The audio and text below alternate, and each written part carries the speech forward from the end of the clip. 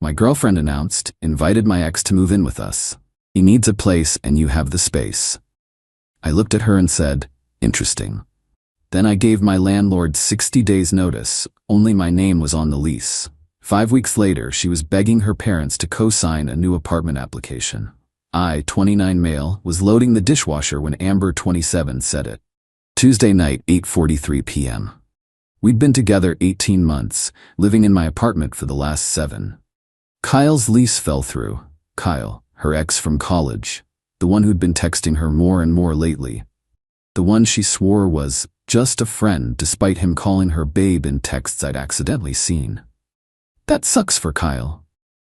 Yeah, so I told him he could take your spare room, just until he gets back on his feet. I stopped mid-rinse, put down the plate slowly. You told him what? He can move into the spare room. Stop, it's not like you use it for anything. And he's desperate. His roommate bailed and rent in this city is insane. When did you plan on asking me? She laughed, like I'd made a joke. I'm telling you now, he's moving in Saturday. It'll be fine, babe. 3 months tops. I dried my hands, looked at her. Really looked at her. Interesting. Interesting. Yeah. Interesting choice. It's not a choice, it's helping a friend. You're not going to be weird about this, right? Nope, not weird at all. She smiled, kissed my cheek. See? I knew you'd get it. You're the best. Went to take a shower. I pulled out my phone and texted my landlord, Greg. Hey man, giving you the required 60-day notice. I'll be moving out when the lease ends. Let me know what you need from me. He responded in under 5 minutes. Sorry to lose you. You've been a model tenant. I'll start showing it in a few weeks. Want to be there for viewings? Nah, you're good. Whatever works. Started scrolling through apartment listings. Found 4 possibilities before Amber got out of the shower. Saturday. Kyle showed up at 11 a.m. with a U-Haul. I helped him carry boxes like nothing was wrong. Amber kept giving me these grateful looks. Thanks for being cool about this, man, Kyle said, dropping a box in the spare room. Amber said you might have an issue, but you seemed chill. Temporary situation, right? Oh yeah, totally. Few months max, get some cash together, bounce. Amber made lunch. We all ate together. She sat between us on the couch, her body angled more toward Kyle than me. Interesting. That first week, small things. Kyle's gym bag by the door, his protein powder taking up half the kitchen counter, his beard hair in the bathroom sink. Babe, can you ask Kyle to clean up after himself? I said Wednesday night. He's going through a lot right now. Cut him some slack. I'm just asking for basic cleanliness. You're being controlling. Controlling. For wanting someone to clean their own beard hair out of my sink. Second week, it escalated. Got home from work Tuesday to find Kyle's friends in my living room. 4 dudes I'd never met, beers everywhere playing my PlayStation. Hey man, hope you don't mind, Kyle called from the kitchen, just having a few guys over. It was 6 p.m. on a Tuesday. I had work in the morning. How long you guys staying? Not late. Maybe midnight. They stayed until 2 a.m. I had a meeting at 8. When I mentioned it to Amber, God, you can't expect him to just sit in his room all the time. He's allowed to have a social life. In my apartment? Our apartment, she corrected. Check the lease. She went quiet. Third week. Thursday night, got home to find my leftovers gone. The salmon I'd bought specifically for dinner, the rice I'd meal prepped, the vegetables I'd chopped that morning. Kyle was on the couch. Oh dude, was that yours? My bad. I'll get you back. That was dinner, Kyle. Yeah, sorry. I was starving after my workout. There's probably a pizza place nearby. Amber walked in. What's wrong? Kyle ate my dinner. She sighed. It's food. Order something. Don't make it a thing. I made that food this morning for tonight. And he ate it by mistake. Let it go. I ordered pizza. Ate it alone in my room. Started apartment hunting more seriously. The real kicker came week 4. Wednesday. Left work early with a migraine. Walked into my apartment at 2 p.m. Found Amber and Kyle on my couch, her legs across his lap, his hand on her thigh, both of them laughing at something on her phone. They jumped when they saw me. Babe, you're home early. Migraine. Kyle stood up quick. Yeah, I should go make some calls. Job stuff. Disappeared into his room. Amber came over, tried to kiss me. I moved my head. You okay? Fine. You seem upset. Do I? If this is about... It's about my head. I'm going to lie down. Got a text from Greg that night. Got someone interested in the place. Want to show it Saturday at noon. You still don't need to be there? Go ahead. Saturday morning. Let's go out for brunch, I suggested. My treat. Amber's eyes lit up. Really? Yeah. Then maybe hit some stores. Make a day of it. Kyle invited himself, of course, took them to a place across town. Long brunch, took our time, drove to some shops, kept checking my watch. 11:50. Good. We got back around 1:30 p.m. Amber stopped at the building entrance. Why is there a lockbox on our door? Is there? Yeah, and a for rent sign. Kyle pointed. In the window too. Huh, weird. Got inside. Amber was already texting Greg. Watched her face go from confused to white to red. You gave notice. I did. When? 4 weeks ago. 4 weeks. You're moving? You're leaving? And you didn't tell me? Didn't think I needed to ask permission. It's my lease. Kyle stepped between us. Dude, what the hell? What? Amber's voice was shaking. Where are we supposed to go? Don't know. You've got 5 weeks to figure it out. 5 weeks? That's not enough time. Was enough time for you to find this place originally. Should be enough now. This is different. We live here. Together. No, I live here. You stay here. Your name's not on anything. She pulled out her phone, actually called Greg right there, speaker on. Greg, hi, this is Amber. There's been a mistake. No mistake, Amber. He gave proper notice. I have new tenants signed already. But I live here. I have rights. You're not on the lease. I'm sorry, but legally you have no claim to the apartment. This is insane. The lease ends in 5 weeks. You'll need to be out by then. I'm sorry. She hung up, stared at me like I'd grown a second head. I cannot believe you did this. Funny, I said the exact same thing when you told me Kyle was moving in. That's not the same. It's exactly the same. You made a unilateral decision about my space. I made one about my lease. Kyle tried to play peacemaker. Look, man, I think we all just need to calm down. I'm extremely calm. I found a new place, gave proper notice, and I'm moving. That's it. Amber's voice went up an octave. Where am I supposed to live? Again, not my problem. You've got 5 weeks. Better start looking. Update 1. The next week was spectacular. Amber immediately called every friend she had. The apartment hunt started. Turns out the rental market is brutal when you make $2,600 a month and have $800 in savings. Most places wanted first month, last month, and security deposit. That's close to $7,000 minimum. She had maybe $1,200 total. Kyle was worse. Between jobs apparently meant unemployed for 8 months. His bank account had $340. They tried finding a place together. Went to viewings as potential roommates. Applications rejected within 24 hours. Amber's entitlement went into overdrive. Monday morning, before work, you need to co-sign for us. Excuse me?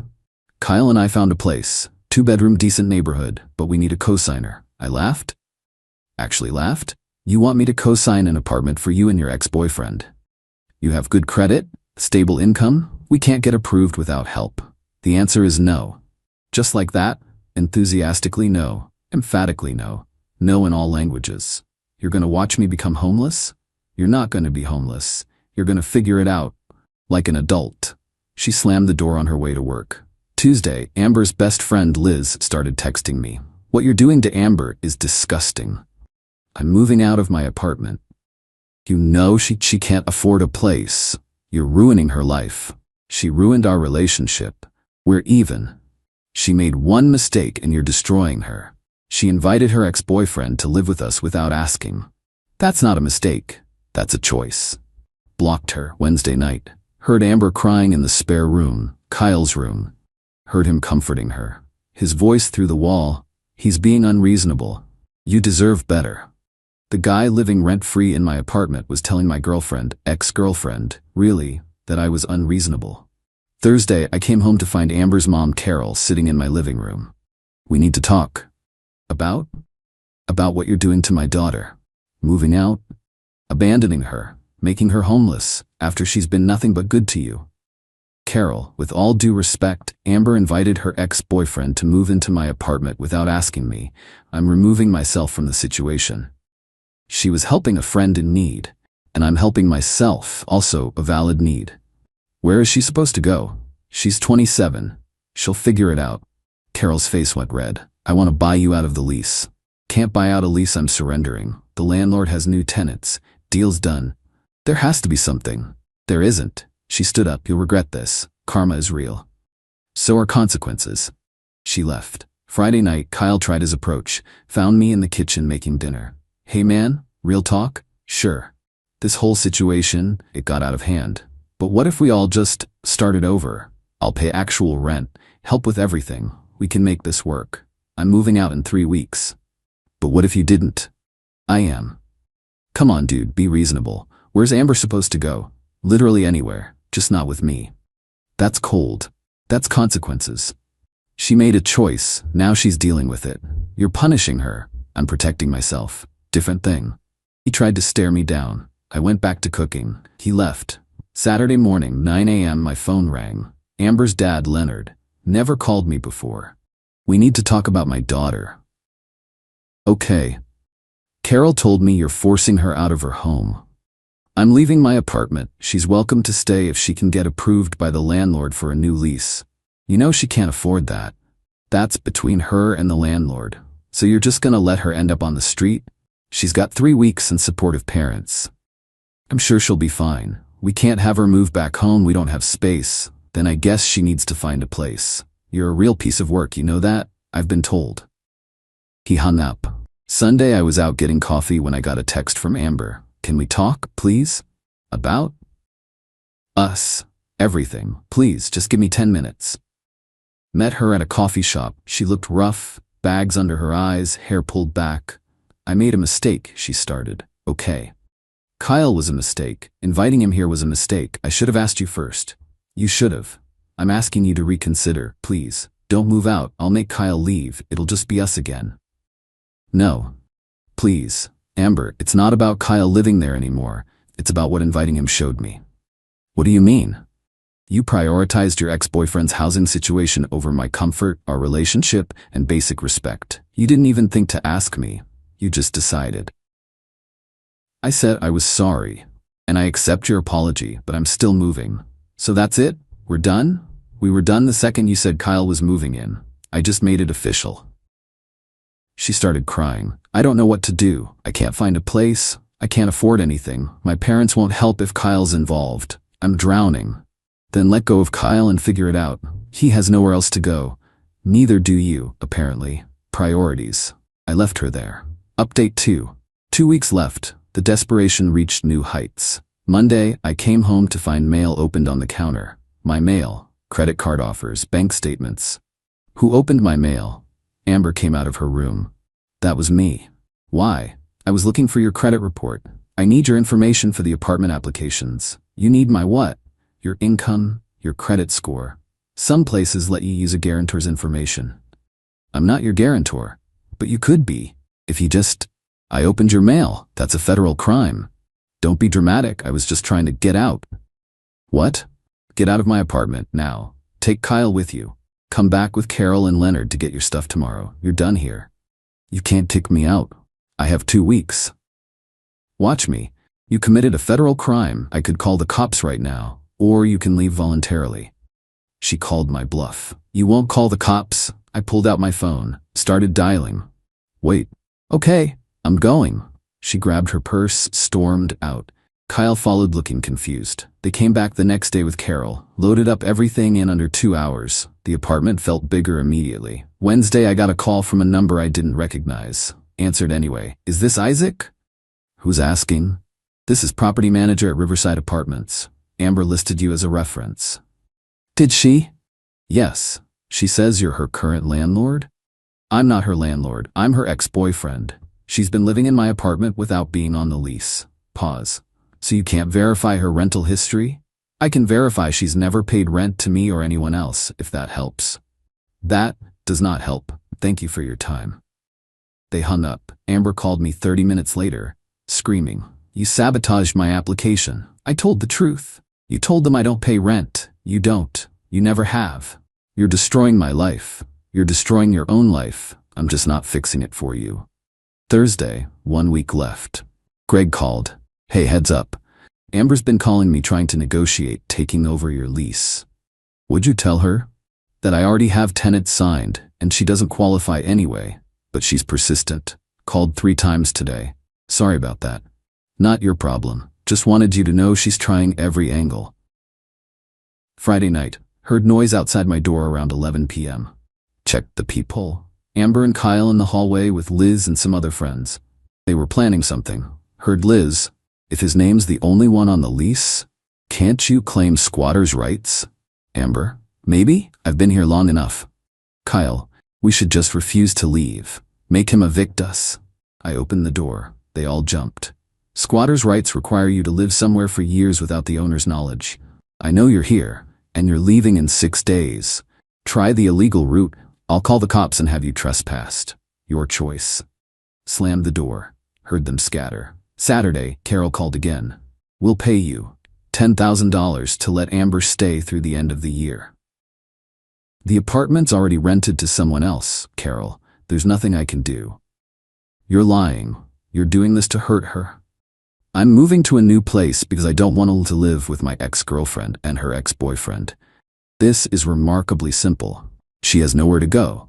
She has parents, she has friends, she has options. She's choosing to make this harder than it needs to be." "Fine. Then we're taking her in, but you'll regret this." "I really don't think I will." Sunday, 2 days before lease end. Amber showed up with a lawyer. Actually served me with papers in my own apartment. Some kind of emergency restraining order preventing me from forcing her from her home. Called my buddy Theo, who's a paralegal. "This is garbage," he said, reading it. "She's not on the lease. She has no legal standing. Don't even worry about it. It'll get thrown out in 5 seconds. Showed up to the hearing Monday morning. Judge read the filing, looked at my lease, looked at Amber. "Ma'am, do you have documentation showing you're a tenant at this address?" "I've lived there for 7 months. Are you on the lease?" "No, but do you have any written rental agreement?" "No, but I've been paying." "Do you have proof of payment?" "Canceled checks, wire transfers?" "I've been paying for groceries and..." "That's not rent." Motion denied. "This is a civil matter between you and your ex-boyfriend, not a tenant issue." Outside the courthouse, Amber was in tears. Carol was screaming at me, "You're heartless, soulless. What kind of man does this?" "The kind whose girlfriend invited her ex-boyfriend to live with him." "Have a good day, Carol." Final update, moving day Tuesday. Movers showed up at 8 a.m. Everything that was mine, which was basically all the furniture, all the kitchen stuff, all the electronics, got loaded onto the truck. TV, couch, coffee table, dining table and chairs, bed, dresser, bookshelf, microwave, coffee maker, dishes, silverware, toaster. The movers cleaned me out in 3 hours. Amber stood in the empty apartment looking shell-shocked. "You're taking everything? Everything I bought? Yeah. What am I supposed to sit on? Sleep on? Not my problem." Not my problem. Kyle emerged from his room, stopped dead seeing the empty space. "Dude, seriously?" "Seriously."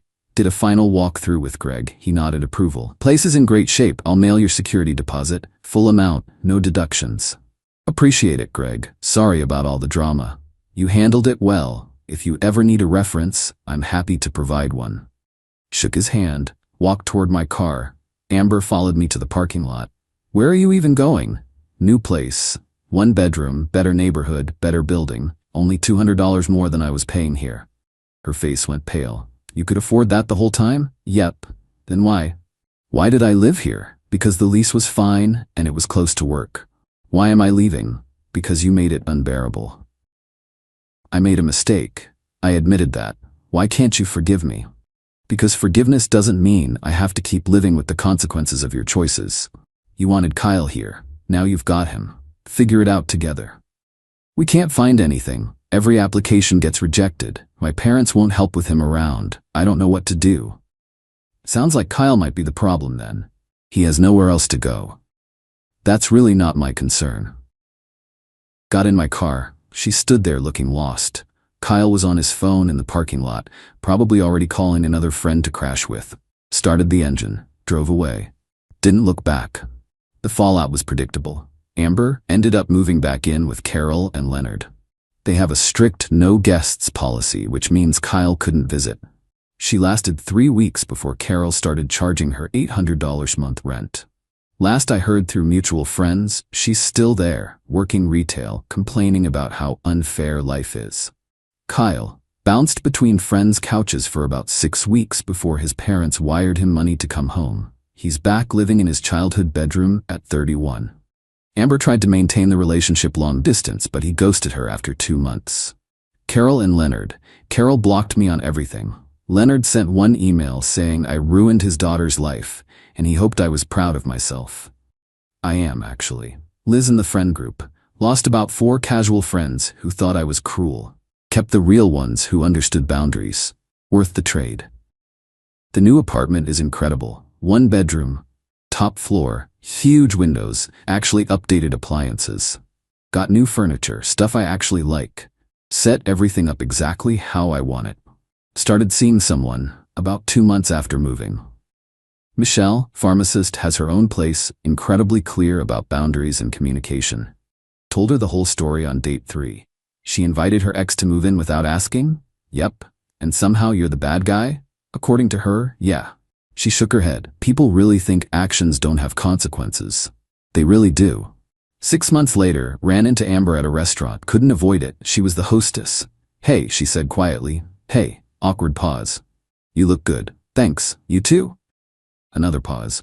I'm sorry, she said, for all of it. I was selfish. I didn't think about how you'd feel. I just assumed you'd be okay with it because I don't know. I was an idiot. Yeah, you were. Do you think we could ever? No, not even. I'm seeing someone, and even if I wasn't, the answer would still be no, she nodded.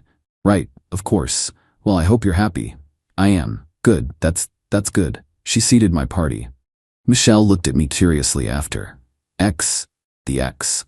The one who invited the other ex to move in? That's the one. Yikes. Yeah, you dodged a bullet there. I really did. Got a text from Greg about 8 months after moving out. Wanted to let me know Amber had contacted him multiple times, asking for my forwarding address or phone number. He never gave it to her. Figured you'd want to know. Also, those new tenants I got after you? Nightmares. You were seriously the best tenant I've ever had. Let me know if you ever need a reference. Save that for future use. The revenge, if you can even call it that, wasn't elaborate. No schemes, no public humiliation, no destroyed property. Just pure, simple consequences. She made a decision that showed me where I ranked in her priorities. Below her ex-boyfriend's housing needs, I made a decision to remove myself from the situation. Legally, properly, with full notice. Everything I did was completely by the book, and somehow that made it more satisfying, because there was nothing she could argue, no authority to appeal to, no angle to work, just reality meeting entitlement, and reality won. Still in my apartment. Still with Michelle, still zero regrets. The best revenge isn't dramatic. It's just living better without them.